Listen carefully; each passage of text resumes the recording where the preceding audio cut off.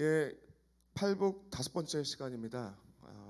지금 온유한 자 그리고 의에 줄이고 목마른 자에 대해서 오늘 살펴보겠습니다. 첫 번째로는 저번 시간에 잠깐 다뤘었죠. 온유한 자는 복이 있나니, 온유한 자가 왜 복이 있을까라는 질문을 던지면서 간단하게 설명하고 끝났던 것 같습니다. 온유한 자가 먼저 이제 우리가 앞의 내용들을 좀 간단히 한번 살펴보면요, 오늘 교환에 다뤄져 있죠. 지금 첫 번째 복이 심령이 가난한 자였습니다. 이게 연결되는 거거든요. 그 이사야 61장에 연결되는 그 내용. 예수께서 그것을 직접 가져오셔서 예수님의 사역과 연결시키고 있잖아요. 그래서 이사야서 61장이 담고 있는 내용이 고스란히 거기에서 담고 있는 상황과 그리고 개념들이 고스란히 팔복의 내용들과 연결되는 부분이 있습니다. 그래서 저희가 충분히 살폈고 그 내용들을 좀 살펴보니까 이사야서 61장의 상황이 어떤 상황이니까 나라를 빼앗기고 누군가의 도움 없이는 살 소망이 없는 아주 비참한 상황입니다. 구원자의 손길만이 그들을 살릴 수 있는 그런 상황이에요. 그런 상황에서 썼던 그 단어들을 고스란히 가져와서 심령이 가난한 자, 푸토코이, 이거 이렇게 표현했죠. 제가 누군가의 도움 없이는 살 수 없는 그러한 모습을 우리의 모습이래요. 예수를 믿는 자, 제자들은 이러한 모습이래요. 그래서 복되다고 합니다. 역설적인 메시지죠. 불쌍하게, 왜 복인가? 하나님을 전적으로 의존하는 상태이기 때문에 행복이다라고 했는데 좀 더 쉽게 풀어서 제가 밑에 좀 해놨습니다. 첫 번째로는 하나님 앞에 이 죄하고 구원과 죄에 있어서는 하나님 앞에 전적인 무능력함이 우리의 모습입니다. 그거 모습을 발견하고 마치 푸토코의 모습으로 주님 앞에 전적 의존의 모습으로 나갈 때 그때 하나님과의 관계가 회복되잖아요. 그래서 복입니다. 그리고 여기 두 번째, 그걸 나를 통해서 이제는 하나님과의 관계가 회복된 나를 통해서 하나님의 하나님 되심을 드러내기 시작하십니다. 하나님을 아버지라고 부르는 자들을 통해서 하나님의 하나님 되심을 나타나니까 복이죠. 나를 통해서 진짜 하나님이 나타나십니다. 나를 통해서 큰 일을 행하십니다. 그리고 이 전적 의존의 상태, 이 심령이 가난한 자의 상태를 통하여서 제자됨의 본질적인 내용과 지금 내가 누구인가를 확인할 수 있어서 복이죠. 그 내용을 다뤘죠. 그리고 하나님의 나라는 현재적으로 경험하는 겁니다. 하나님과 동행하는 곧 그 모든 것이 현재적으로 우리에게 복이 되는 거죠. 여기서 인생의 참된 만족과 자족과 평안과 그런 것들을 지금 현재적으로 누린다. 첫 번째 복이고, 이어지는 애통하는 자의 복도 마찬가지입니다. 연결점이죠. 연결. 그런 절망스러운 상황 가운데 할 수 있는 것은 울부짖음밖에 없어요. 아파하고 슬퍼하고 아파하며 그 상황에 대해서 울 수밖에 없는 우리의 모습인데, 이사야서 61장의 모습이, 근데 그 모습이 예수님의 사역과 연결시켜서 보면, 구속 사역과 연결시켜서 보면 하나님의 구원 앞에서 죄의 문제 앞에서 우리는 전적인 무능력과 무력감을 느끼며 하나님 앞에 호소할 수 없는, 아파할 수밖에 없는 모습이죠. 그 모습을 얘기하는 거죠. 그래서 뭡니까? 죄에 애통하는 상태를 포인트로 삼아라 라고 했던 내용이 그게 복이죠. 나의 죄를 바라보며 애통할 줄 아는 자가 된 겁니다. 그래서 복이에요. 그래, 타인의 죄를 바라보며 애통하는 자가 됐기 때문에 복입니다. 이 죄라고 표현되어 있지만 다양하죠. 주님의 마음으로 궁일한 마음으로 막 이제 궁일한 마음이 막 일어나는 거죠. 애통하는 마음이 일어나는 거고 다 포함되는 내용이죠. 그리고 그게 어떤 모습으로 연결되는가? 이 애통하는 사람들은 어떤 복으로 연결되냐면 하나님이 곁으로 오는 거죠. 파라칼레오, 파라 곁으로, 칼레오 부르다. 하나님께서 곁으로 부르면 위로가 되고, 하나님께서 곁으로 가시면 권고, 이 성경에 권고라고 번역되어 있잖아요. 그게 이 단어입니다. 보혜사라는 게 파라칼레오라는 이 같은 언어를 쓰고 있어요. 권고 그리고 지지받는 존재가 됨을 아니까 복이죠. 세 번째입니다. 온유한 자. 온유한 자 오늘 다루게 되는데요. 온유한 자는 복이 있나니 그들이 땅을 기업으로 받을 것이며라고 되어 있습니다. 전주에 간단하게 설명드렸습니다. 이게 되게 중요한 거죠. 이 뒤에 보면요. 온유한 자의 사전적 의미 1, 2, 3, 4번을 이렇게 다 써놨는데 요 내용입니다.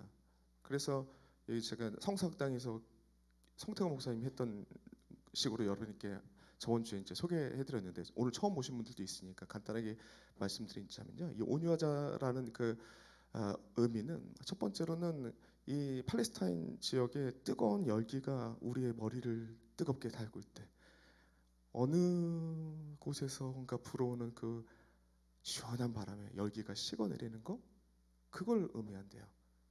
온유한다. 그리고 야생마와 같이 뛰는 길들여지지 않는 야생마를 길들이는 거 그게 온유하다라고 합니다. 그러나 약의 효과가 들어서 열기가 내려가는 거 다 온유하다. 말 그대로 하나님의 말씀으로 다스려지는 것 그것이 온유하다는 것입니다. 온유하다는 표현이 거기에 그 표현이 그 오늘 본문에 다루고 있는 예수께서 온유하다는 표현으로 다루고 있는 내용이 바로 그 내용입니다. 그래서 결론부터 말씀드리고 가자면 이게 긴 설명이 되니까 되게 핵심을 자꾸 놓쳐가지고 제가 결론부터 말씀드리고 갑니다. 그래서 결론부터 갖다 놨어요. 말씀드리자면 뭐냐면 하나님께서 나를 다듬어 주시고 다스리는 것을 그게 복입니다. 하나님께서 나를 다듬어 주시고 다스리는 것을 느끼기 때문에 복이고요. 이 과정 가운데 예수님을 닮아가는 과정이 되기 때문에 우리에게 복인 겁니다. 세 번째는 이 과정 가운데 하늘과 땅의 상속자됨을 계속 더욱 확고하게 알게 되기 때문에 복이 되는 거죠. 그리고 마지막으로 하늘에 속한 자로 지금 현재 이 땅을 기업받은 자로 정복자로 살아가기 때문에 복인 것입니다. 이게 온유한 자가 누리게 되는 복의 내용이죠. 하나님께서 우리를 홀로 두지 아니하시고 함께 하신다. 온유한 자 하나님의 말씀으로 다듬어 주시는 것 다듬어 준다는 것은 하나님을 날마다 경험한다는 거잖아요. 복이죠. 그 내용으로 결론 짓게 됩니다. 결론부터 말씀드리고 간 겁니다. 이제 이 결론이 어떤 과정을 통해서 이 결론이 나는가에 대해서 한번 보겠습니다. 밑에 보시면 그 네모칸을 요약해 놓은 건데 네모칸 한번 직접 한번 보시면요. 네모칸을 이 마태복음 NIV 주석에 나와 있는 내용을 좀 옮겨놨습니다. 자, 한번 같이 보시면요. 세상을 지배하고 자신의 작은 나를 세우고자 하는 사람들은 아주 지배적이고 억압적이며 거칠고 전제적인 사람들이다. 하지만 예수는 악한 자들이 혹독하게 대하는 사람들을 격려하는 시편의 기자를 상기케 하면서 이 시편 37편의 내용이죠. 이 땅을 기업으로 받는 자들은 온유한 자라고 말씀하신다. 이 시편에 나와 있는 내용입니다. 온유한 자가 땅을 기업으로 얻는다는 얘기가 나오고 있어요. 이것은 개인적인 인격적 자질. 그러니까 우리가 첫 번째 복, 두 번째 복으로 다뤘던 심령이 가난한 자는 개인적인 측면에서 자질을 얘기하는 거에서 더 이제 대인적인 관계에서 확장되어 나아가는 것이 온유한 자의 내용이다라는 것을 쭉 이렇게 설명하고 있는 내용입니다. 그래서 한번 읽어보시면 되고요. 그럼으로써 예수를 믿고 난 다음에 나의 변화와 그리고 나를 통해서 이제 세상의 변화가 나아가는 그런 방향으로 가고 있다라는 것이 내용이죠. 넘겨보시면요, 아까 전에 설명했던 내용입니다. 사전적 의미가 이렇게 되고요. 우리가 봐야 될 것은 뭐냐면 하나님의 말씀으로 다스려지고 다듬어지는 것이 온유한 자인데, 그러니까 온유하다는 표현을 신약 성경에서 4번 쓰거든요. 그 4번 쓴 것들을 옮겨놨습니다. 같이 한번 보시면요. 베드로전서 3장 4절을 보시면요, 이게 어떤 말이냐면 이게 베드로 사도가 이제 권면하는 거죠. 여성 부인들에게, 부인들 많이 앉아 계십니다. 부인들에게 권고하는 거예요. 남편들에게 이렇게 하라고. 보시면요, 오직 마음에 숨은 사람을, 이 숨은 사람이요, 겉사람, 그러니까 외모를 신경 쓰는 사람의 반대, 속사람을 생각하는 사람들을 얘기합니다. 마음에 숨은 사람을 온유하고 안정한 심령에 썩지 아니할 것으로 하라. 이는 하나님 앞에 값진 것이라라고 얘기를 하고 있는데, 여기 온유한 게 쓰입니다. 말 그대로 뜻은 이거입니다. 겉의 모습들, 외모 같은 것들 신경 쓰기보다는 너희 속 사람을 예수를 닮은 온유한 모습으로 다듬어가라. 그 권면을 하고 있다는 거죠. 저는 제가 문제 저는 얼마 안 됐지만 이제 결혼 뭐 8년 9년밖에 안 됐지만요. 제 아내를 보면 한 10년 전에 만나가지고 결혼한 거잖아요. 외모로 따지면 10년 전이 훨씬 낫죠. 근데 예수를 닮아가는 그런 모습들이 10년 사이에 있어가지고 함께 살아갈 때는 지금은 너무 좋습니다. 온유한 자, 말씀에 다듬어진 것이 보이니까 10년 전보다 더 싸우지 않아요, 진짜. 그렇더라고요. 그리고 마태복음 21장 5절 말씀을 보시면요, 이때도 온유한 자가 쓰는데 예수님의 모습을 그리고 있죠. 시온의 딸에게 이르기를 내 왕이 내게 임하니 그는 겸손하. 여기서 프라우스라는 단어가 겸손하다고 우리는 번역하고 있습니다. 겸손의 왕이죠. 나귀 곧 멍에를 맺는 짐승의 새끼를 타도다라고 하면서 겸손의 왕으로 오시는 무력의 지배자가 아니라 다윗처럼 용사가 아니라 그 모세나 다윗처럼 영으로서 그들을 구원해서 그들의 땅을 주게끔 만드는 그런 방법이 아니라 겸손의 왕으로, 다른 방법이죠. 예수님의 인격과 사역을 통해서 이루어질 하나님의 나라, 거기에 왕으로 오시는 분이다라는 것을 보여주고 있고요. 그리고 마태복음 11장 29절을 보시면요, 나는 마음이 온유하고, 여기 있다 온유하고, 이거 프라우스라는 단어를 쓰고 있고요. 뒤에 나오는 겸손한 이는 위에 거랑은 다릅니다. 이거는 원문의 의미는 낮은 마음이라는 의미예요. 다른 표현으로 쓰고 있습니다. 내 마음이 온유하고 겸손하니 낮은 마음이니 나의 멍에를 메고 내게 와서 배우라. 우리에게 얘기하고 있습니다. 예수님의 그 온유한 성품, 하나님의 말씀 앞에 다스려지고 내 혈기대로만 하는 것이 아니라 니들이 생각하는 그 다윗이나 모세처럼 하는 것이 아니라 예수님의 방법으로, 겸손의 왕으로 오시는 예수님의 방법으로, 하나님의 말씀에 다스림을 받는 예수님의 방법으로 보이는 이것을 배우라라고 하고 있는 거죠. 그러면 어떻게 합니까? 너희 마음이 쉼을 얻으라. 정말 이거 동그라미 쳐놨으면 좋겠습니다. 쉼을 얻으리라. 쉼을 얻으리라. 여러분, 이거 땅에, 이게 뒤에 연결되는 게 땅이잖아요. 결국 땅은요, 지금 여러 가지 효과가 있겠지만 이스라엘 백성들은 갈망함이 땅입니다. 땅을 잃어버린 족속이잖아요. 지금도 여전히 땅을 갈망합니다. 지금도 여전히 시오니즘을 해가지고 그 국토를 회복하려고 막 노력하고 있잖아요. 싸움도 벌이고. 근데 그 근원적인 것을 내려가다 보면 뭐냐면요, 2000년 전이나 지금이나 결국에는 하나님께서 약속한 그 땅을 회복하기를 원하는데, 그 내용을 가보면요, 이거 출애굽기 25장의 말씀이잖아요. 성막을 주시면서 내가 너희와 함께 거할 처소를 짓대라고 되어 있잖아요. 거기 하나님과 함께 하심이 땅의 의미죠. 그들이 땅을 그렇게 회복하고 싶어 하는 의미, 첫 번째가 뭐냐면 하나님과 함께 하심, 그 약속과 함께 하심이잖아요. 두 번째는 쉼입니다. 참 쉼을 누리는 거. 그 땅의 진정한 그들이 땅을 다시 회복하려고 했던 근원적인 것이 그 두 가지인데, 근원적인 건 다 놓치고 그냥 땅만 회복하려고 했으면서 막 싸우는 것이 그들의 어리석은 모습이죠. 이게 동그라미에 쳐놨으면 좋겠어요. 마음의 쉼을 얻으리라.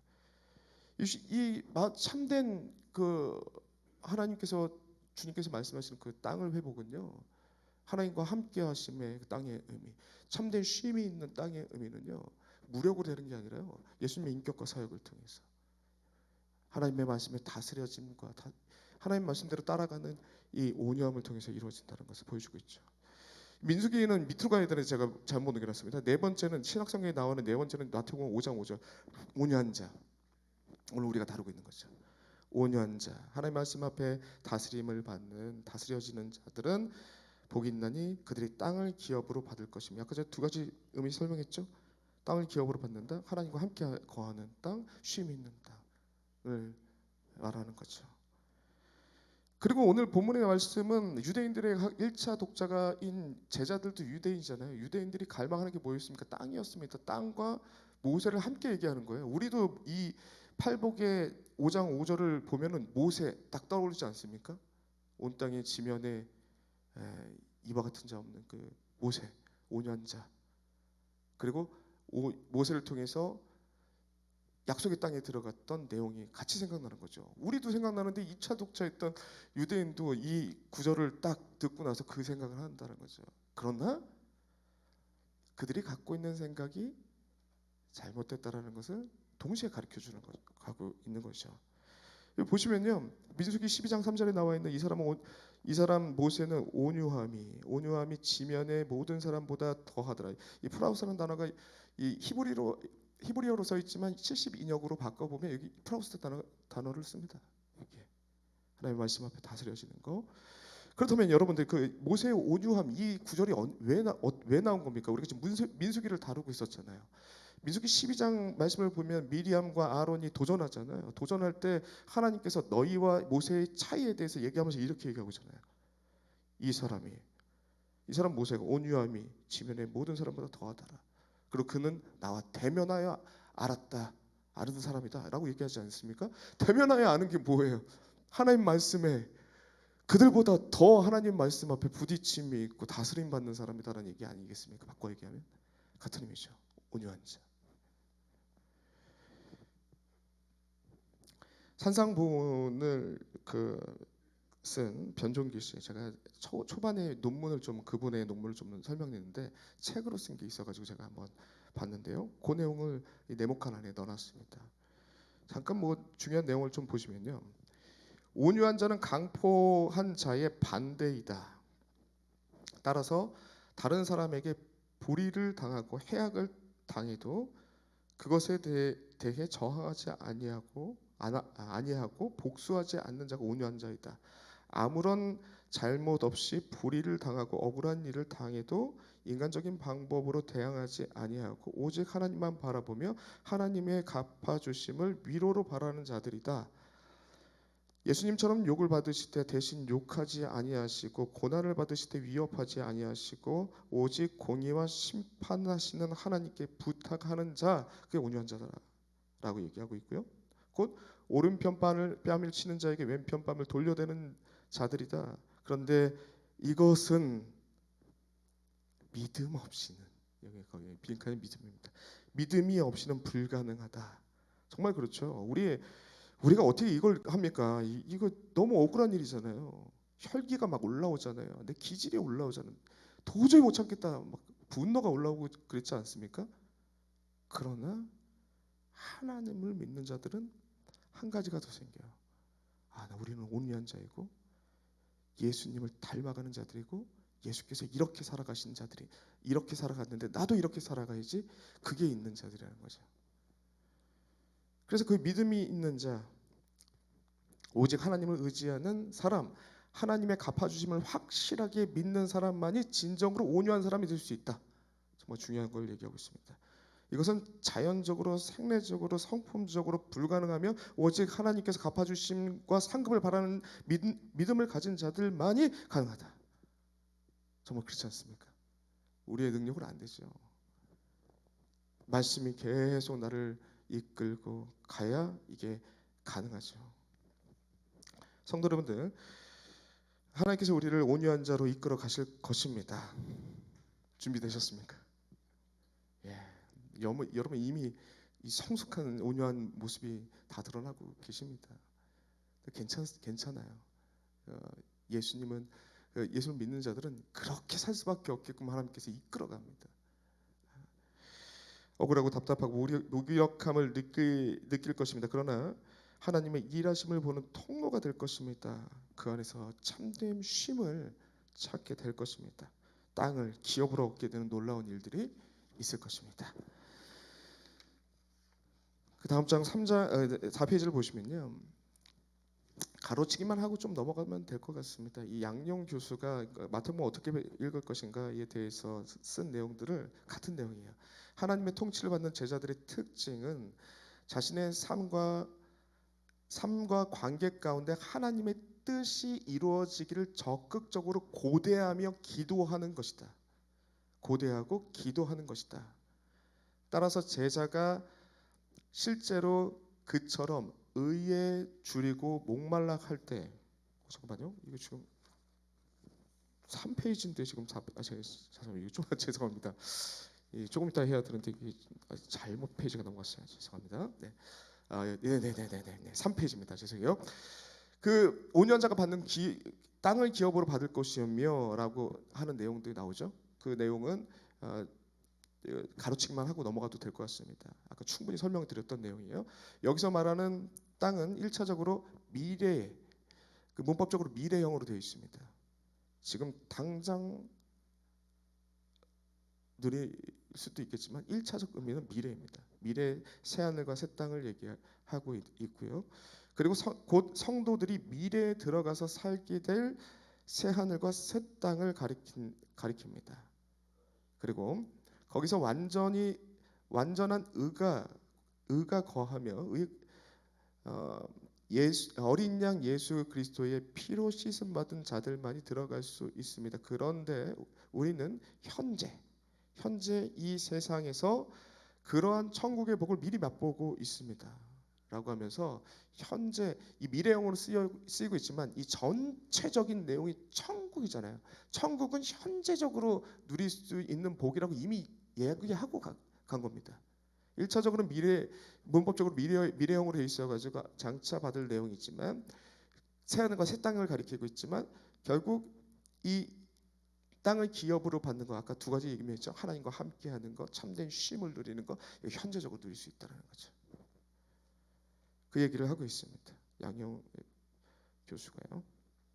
네, 그 정도 하면 되고 밑에 있는 빈칸은 미래입니다. 미래에 하나님이 주시는 새하늘과 새 땅을 들어갈 뿐 아니라 이 세상에서도 하나님의 위로와 평강을 누리면서 지금을 살아가게 됩니다.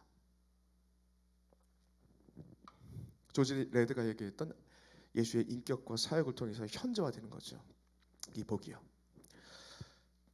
계속 이제 보시면요, 예수님을 믿고 제자가 된 우리가 복받게 된 이유, 이제 아까 얘기했던 걸 한번 또 정리하는 겁니다. 하나님의 말씀으로 다듬어지고 다스려지기 때문에 복이죠. 그 온유한 자가 그러한 의미를 갖고 있다. 그리고 1, 2, 3번 결론 1, 2, 3번 이게 왜 우리의 복입니까? 하나님께서 나를 다듬어 주시고 다스려 가시는 거기 때문에 복이죠. 그때마다 하나님을 느끼게 되잖아요. 내가 거칠게 상대방한테 얘기하고 내 팀원한테 얘기하고 순원한테 얘기하고 같은 일하는 사람한테 얘기했다가 1시간도 못 돼서 마음이 너무 불편할 거예요. 힘들 거예요. 하루도 못 가가지고 그 사람한테 먼저 사갈 겁니다.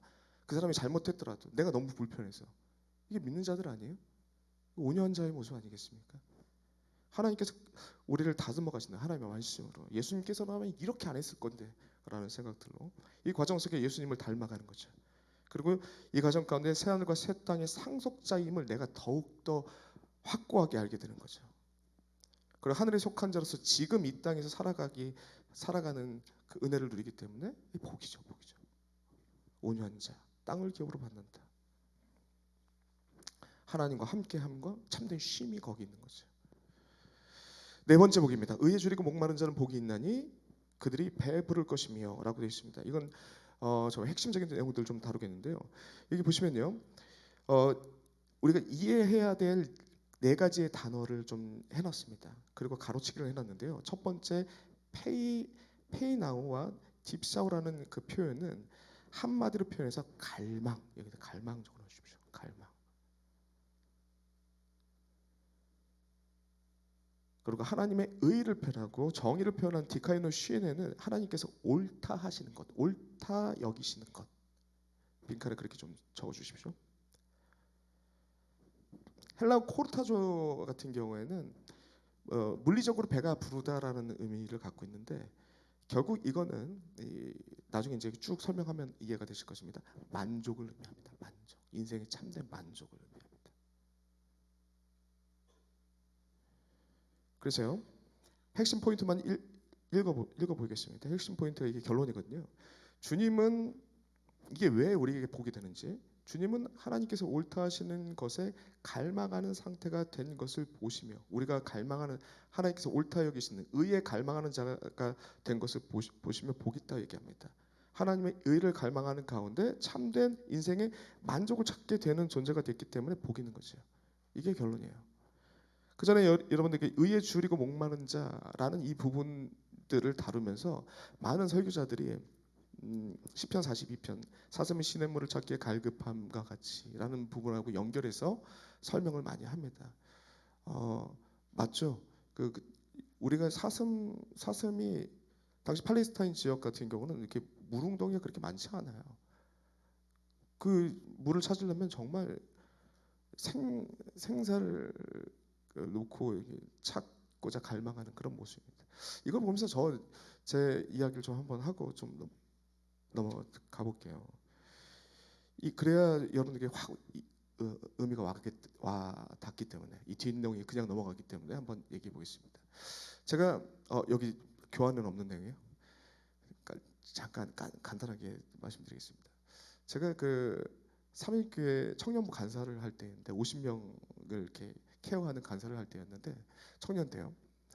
그때 이제 금요일 날, 거기는 금요일 날부터 금식을 해가지고 주일 포함해가지고 그 주간 9월달 한 주간을 금식 주간으로 선포를 해가지고 팀원들끼리 모여가지고, 야 너는 며칠 금식할 거야? 너는 며칠 금식할 거야? 이렇게 물어봤어요.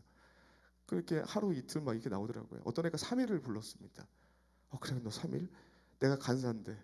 그래서 그래 3일은 안 넘어가더라고요. 그래서 나도 3일 해가지고 이제 시작된 건데, 금요일부터 토요일부터 시작됐어요. 토요일부터 시작되고 주일날 이렇게 모여가지고 팀 모임을 하는데, 원래는 팀 모임하면 예배 끝나고 같이 밥 먹으러 가고 교제하는데 그때는 밥을 못 먹잖아요. 다 같이 금식이니까.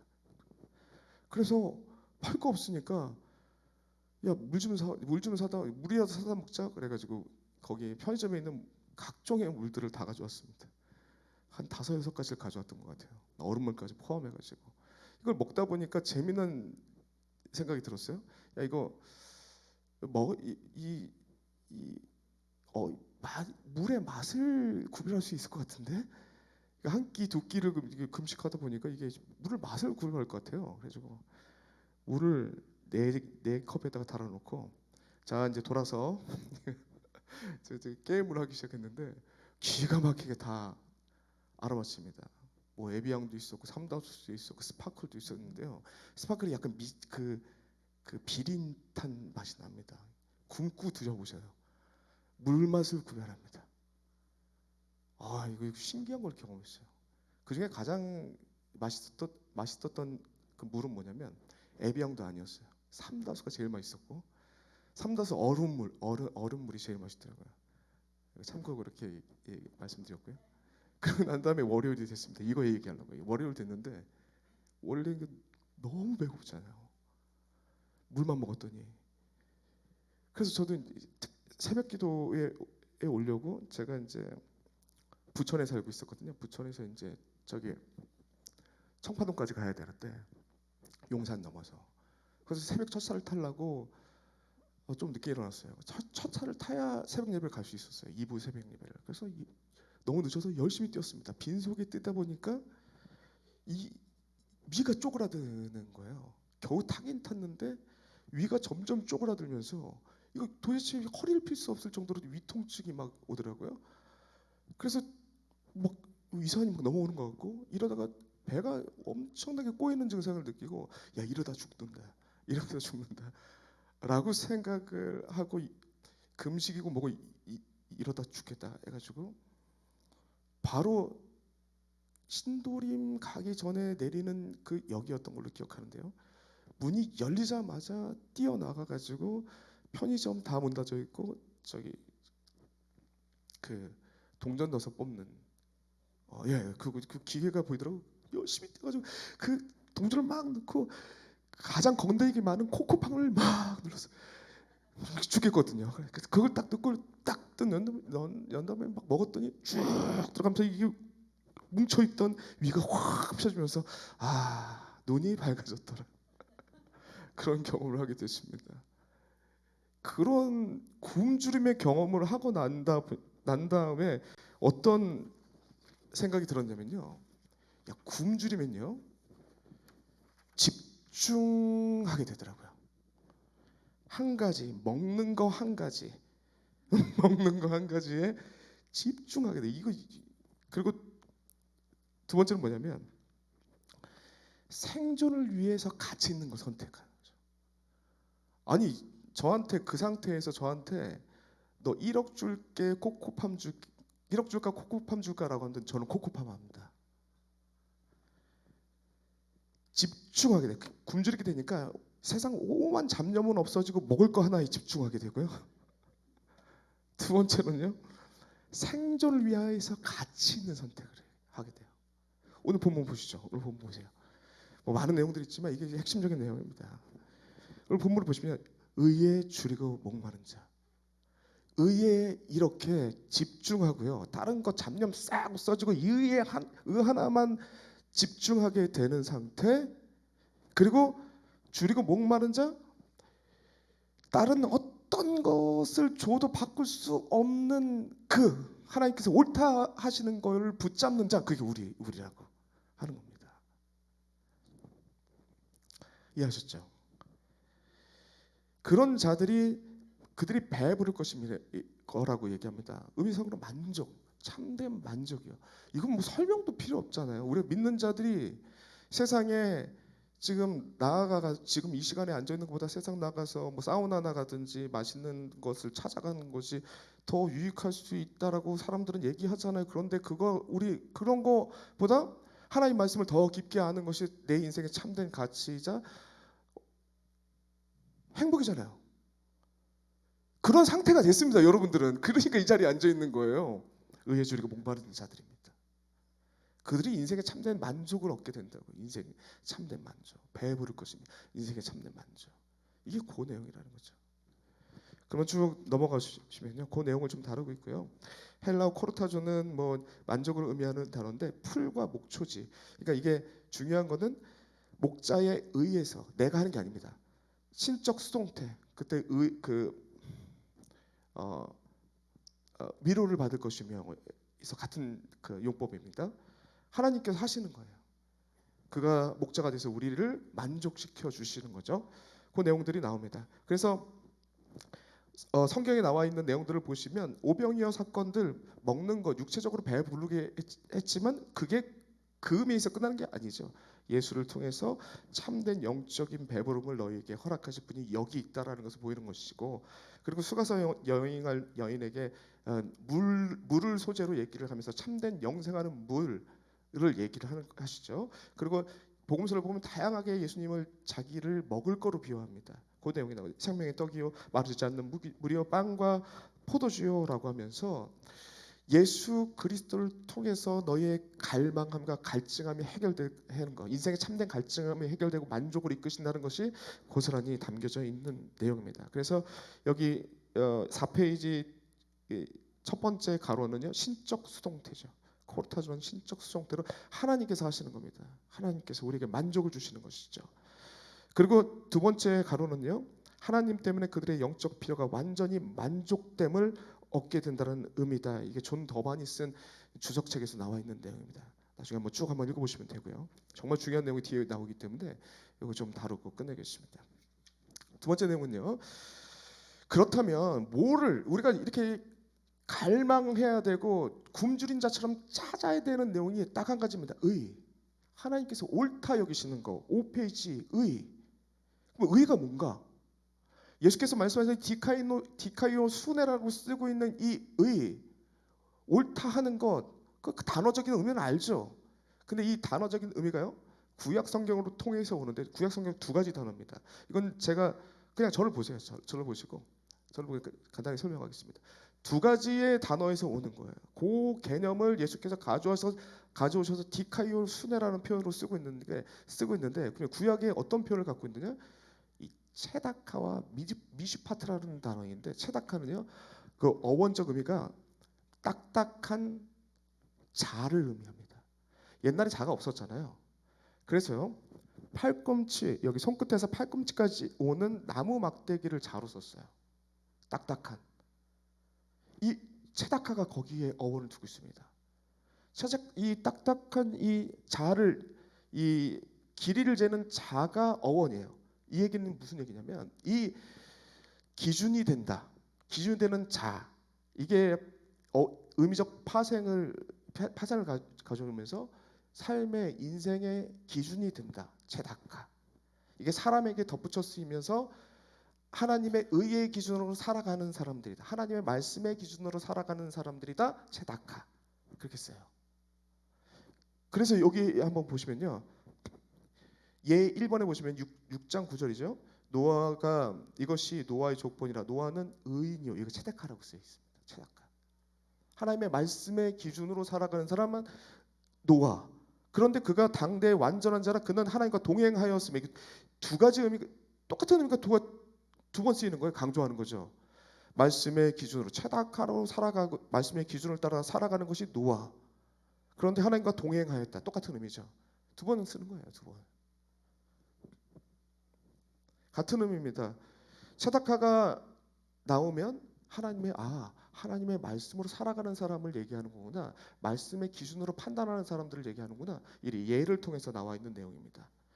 그리고 미슈파트가 쓰이는 경우가 있는데요. 미슈파트는 뭐냐면요. 여기 보십시오. 미슈파트는 이거예요. 판결을 할 때, 재판을 할 때, 공의롭고 정의로운 재판을 할 때 모두가 감격하고 희열을 느끼잖아요. 여러분들은 잘 아실 것 같습니다. 포청천 아시죠? 포청천. 정말 재밌게 봤는데요. 공명정대한 정확한 판단을 내잖아요. 보는 시청자들도 그렇고 그 안에서 판결을 받는 사람들도 그렇고 다 박수 치는 거예요. 거기서 나타나는 정의로운 모습, 공의로운 모습을 표현할 때 미슈파트라는 표현을 씁니다. 성경 구약에 나와 있는 의, 정의, 공도, 이게 다 체다카 아니면 미슈파트로 쓰여요. 근데 이게 헷갈릴 필요 없습니다. 문맥상으로 다 이해가 돼요. 내 개인의 신앙이 하나님의 말씀 앞에 기준을 잡고 서 있다. 체다카로 쓰입니다. 다 우리 번역으로는 의 내지 정의 내지 공의 또는 공도 이렇게 번역해나가 조금 헷갈리는데, 헷갈릴 필요 없어요. 문맥상으로 이해됩니다. 개인에 있어서 하나님의 말씀의 기준으로 서 있다. 그러면 그렇게 표현되고 있다. 그렇게 의라고 표현되고 있고 의인이라고 표현되고 있으면 체다카라고 쓰이는 겁니다. 그리고 이 하나님의 말씀으로 선 사람이 다스림을 통해서, 백성들을 다스림을 통해서, 재판을 통해서 나타나는 의로움이 나타나잖아요. 그 미슈파트로 쓰는 거죠. 두 가지입니다. 그 내용이에요. 그 내용이 담겨져 있습니다. 그러므로 얘는 쭉 한번 여러분들 한번 읽어보시면 되고요. 그러므로 두 가지 의미가 이 디카이오 순회로 오는 겁니다. 예수께서 말씀하시는 이 얘기는 하나님의 말씀으로 의에 줄이고 목마른 자, 하나님의 말씀의 기준을 가지고 노바처럼 항상 동행하며 살아가는 자들을 얘기를 하는 것이고요. 그리고 그 말씀을 살아가는 자를 통해서, 삶을 통해서 나타나는 하나님의 의로움들, 미슈파트. 그러한 사람들이 받게 되는 복이 뭡니까? 네? 뭐죠? 의에 줄이고 목마른 자는 복이 있나니 배부를 것이요. 참된 만족이, 하나님께서 채워주시는 만족이, 인생의 만족이 여기서부터 온다라는 것이 오늘의 내용입니다. 그래서 맨 마지막 6페이지 맨 마지막, 하나님께서 옳다 하시는 것에 갈망하는 상태가 된 것을 보시며 복이 있다라고 얘기하시고요. 그리고 하나님의 의를 갈망하는 가운데 참된 인생의 만족을 찾게 되는 존재가 되었음을 보시며 복이 있다라고 하는 것이 의에 줄이고 목마른 자의 모습입니다. 그러면 여러분들은 하나님의 말씀의 기준으로 노아처럼 날마다 하나님의 말씀을 사모하시잖아요. 의에 줄이고 목마른 자입니다. 그리고 그 말씀을 가지고 내 개인의 신앙 성장으로만 쓰지 않잖아요. 그 영향력이 어디로 나갑니까? 세상으로 나가죠. 세상으로. 미슈파트. 그러한 자들이 의에 줄이고 목마른 자들이고, 그러한 자들은 하나님께서 책임져 주시는 만족의 내용이 하나님께서 때를 따라 공급하시는 풀과 목초지를 이끄시는 만족의 은혜가 예배 가운데, 신앙 가운데, 우리의 모든 삶 가운데 넘치게 되는 것입니다. 우리 이렇게 복의 내용들을 다뤘습니다. 이 복의 내용들을 붙잡고 내가 복된 존재라는 것을 항상 잊지 마시고, 이런 복된 존재라는 모습을 주님, 마귀는 항상 잊게 만들거든요. 반대로 이 말씀을 통해서 나 이런 복된 존재야 라는 것을 잊지 마시고 능력 있게 기쁨으로 행복하게 살아가시는 주의 백성들이 간절히 소망합니다.